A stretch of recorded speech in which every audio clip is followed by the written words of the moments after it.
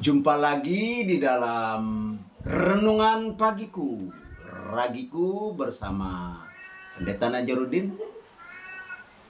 Bersama Yesus ada masa depan, bersama Yesus masa depan cemerlang, pasti. Kali ini kita membahas tentang Yesus lebih unggul atau keunggulan Yesus berdasarkan kitab Kolose. Kita akan belajar tentang sebuah kitab Kolose. Dan kali ini tentang keunggulan Yesus. Apa keunggulannya? Nanti kita akan lihat di bagian pertama, keunggulan Yesus itu apa. Kolose pasal 1 ayat 1 sampai dengan ayat 14. Dari Paulus Rasul Kristus Yesus oleh kehendak Allah, dan Timotius saudara kita, kepada saudara-saudara yang kudus dan yang percaya dalam Kristus di Kolose. Kasih karunia dan damai sejahtera dari Allah Bapa kita menyertai kamu. Kami selalu mengucap syukur kepada Allah Bapa kita, Bapa Tuhan kita Yesus Kristus, setiap kali kami berdoa untuk kamu, karena kami telah mendengar tentang imanmu dalam Kristus Yesus dan tentang kasihmu terhadap semua orang kudus, oleh karena pengharapan yang disediakan bagi kamu di surga. Tentang pengharapan itu telah dahulu kamu dengar dalam firman kebenaran, yaitu Injil yang sudah sampai kepada kamu. Injil itu berbuah dan berkembang di seluruh dunia. Demikian juga di antara kamu sejak waktu kamu mendengarnya dan mengenal kasih karunia Allah dengan sebenarnya. Semuanya itu telah kamu ketahui dari Epapras, kawan pelayan yang kami kasihi, yang kamu adalah pelayan Kristus yang setia. Dialah juga yang telah menyatakan kepada kami kasih-Mu dalam roh. Sebab itu sejak waktu kami mendengarnya, kami tiada berhenti-henti berdoa untuk kamu.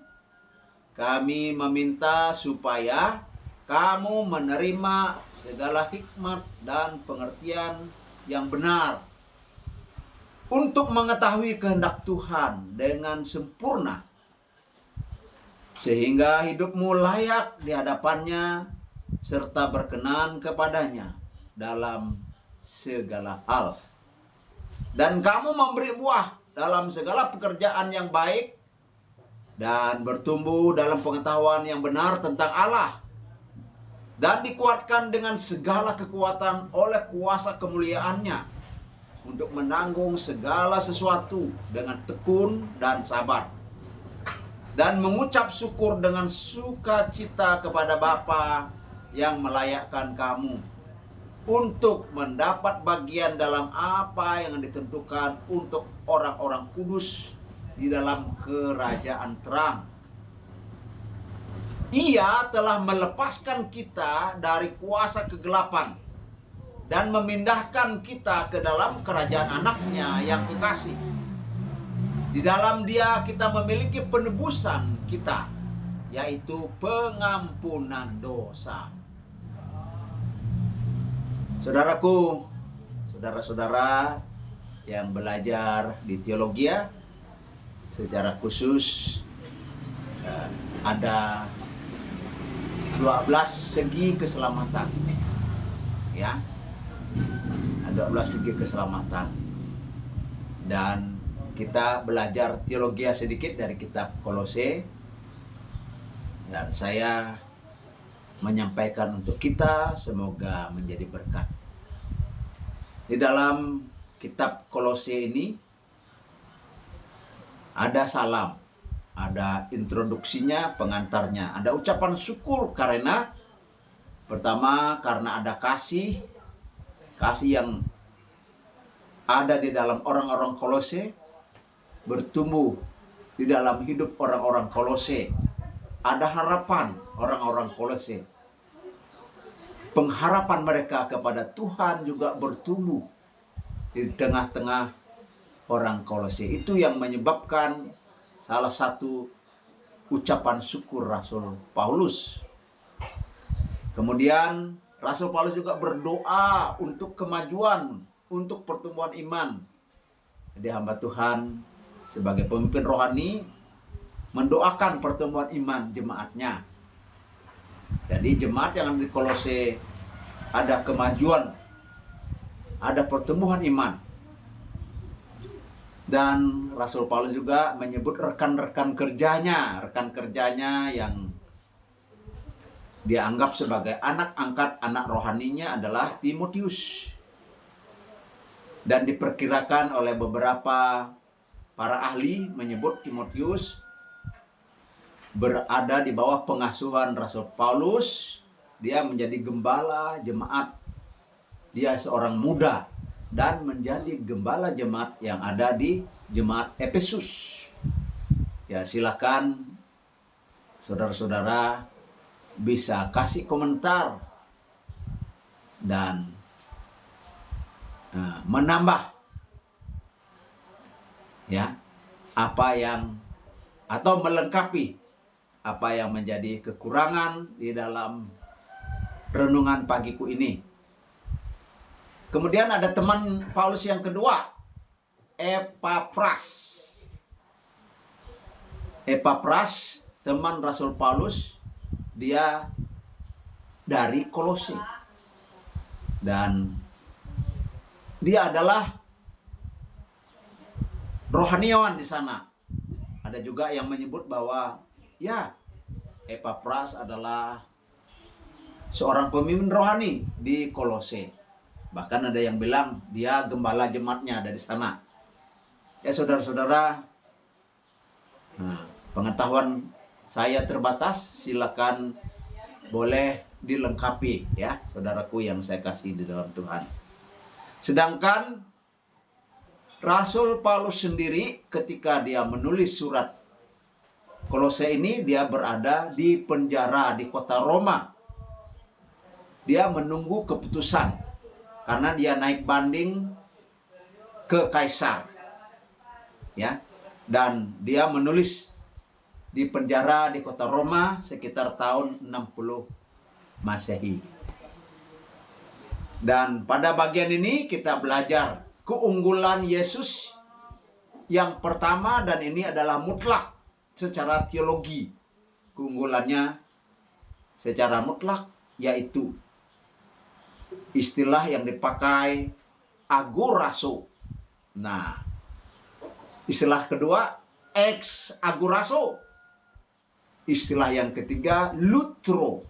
Dan ini kita dapat lihat di dalam pasal 1 Kolose ayat 13 dan ayat 14.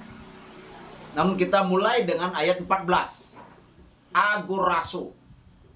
Agorazo adalah Yesus menebus jiwa, Yesus mengampuni dosa, Yesus menghapus dosa.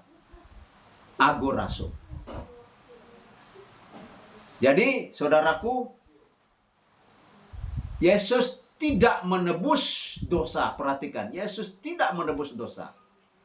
Tetapi Yesus menebus jiwa, menghapus dosa. Ya, mungkin saudara beda pendapat dengan saya, tidak apa-apa. Tetapi berdasarkan ayat ini, Yesus menebus jiwa dan dia mengampuni dosa. Yang benar, Yesus menyelamatkan jiwa. Yesus menyelamatkan roh kita dan menyelamatkan tubuh kita, dan diberinya tubuh kemuliaan. Kita ditebus, jiwa kita ditebus, hidup kita ditebus, dan dosa kita dihapus. Saudaraku, kita bandingkan dengan darah. Fungsi darah dalam perjanjian lama, darah domba, darah lembu, itu menutup, ya, itu adalah suatu penebusan sementara. menutup dosa. Dan memang di hadapan Allah itu aci atau itu dipakai, tetapi itu sementara. Tetapi darah Yesus Kristus, domba Allah yang sempurna, darah Yesus itulah yang menyucikan hidup kita, yang menyucikan dosa-dosa kita. Saudaraku yang dikasihi dan diberkati oleh Tuhan, hal yang kedua, ex agorazo. Ex agorazo ini adalah memindahkan dari satu tempat ke tempat yang lain. Memindahkan dari dunia, dari dalam kerajaan dunia ini ke dalam kerajaan anaknya.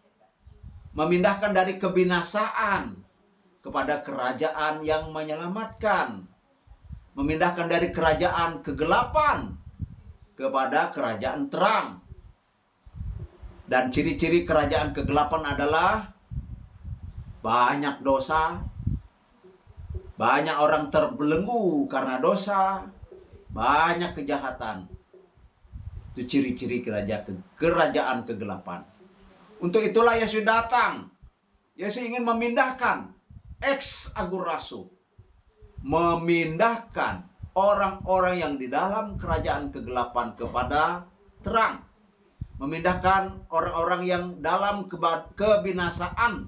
Jika percaya kepada Tuhan, dia akan diselamatkan. Ya, karena upah dosa ialah maut, tetapi karunia Allah ialah hidup yang kekal di dalam Yesus Kristus. Ini suatu kontras. Maka Yesus melakukan, inilah keunggulan Yesus. Yang pertama, dia agorazo, dia ex agorazo.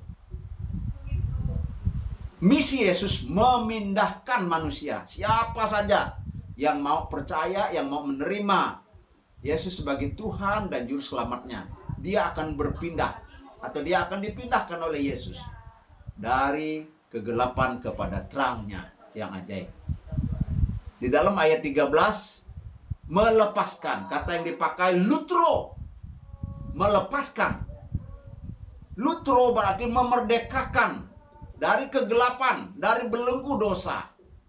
Jadi Yesus melepaskan, Yesus memerdekakan dari kegelapan, dari belenggu dosa, dari kebinasaan. Sedangkan iblis merantai, membelenggu dengan dosa, dengan kejahatan. Dan terus supaya manusia berdosa, terus supaya manusia berbuat jahat. Tetapi Yesus datang melepaskan, memerdekakan, dan membiarkan bebas. Bebas untuk menolak iblis, bebas untuk menolak dosa, dan bebas di dalam mengikuti Tuhan.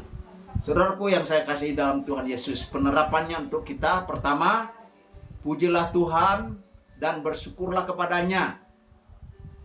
Karena tidak dengan kemampuan kita, tetapi dengan perbuatan Tuhan Yesus. Disinilah keunggulan Yesus. Keunggulannya mutlak. Dia menebus jiwa, mengampuni dosa. Dia juga memindahkan dari kerajaan dunia yang gelap, dari kebinasaan kepada terangnya yang ajaib, kepada kerajaan anaknya yang kekasih. Dia juga melepaskan, lutro, memerdekakan manusia dari kejahatan dan dari belenggu dosa. Yang kedua, hiduplah dalam kekudusan sesuai dengan padanan hidup baru di dalam Kristus. Yang ketiga, persembahkanlah hidup kita ini kepada Tuhan. Yang keempat, berilah waktu, berilah tenagamu, berilah duitmu, hartamu untuk Tuhan dan untuk pekerjaan Tuhan.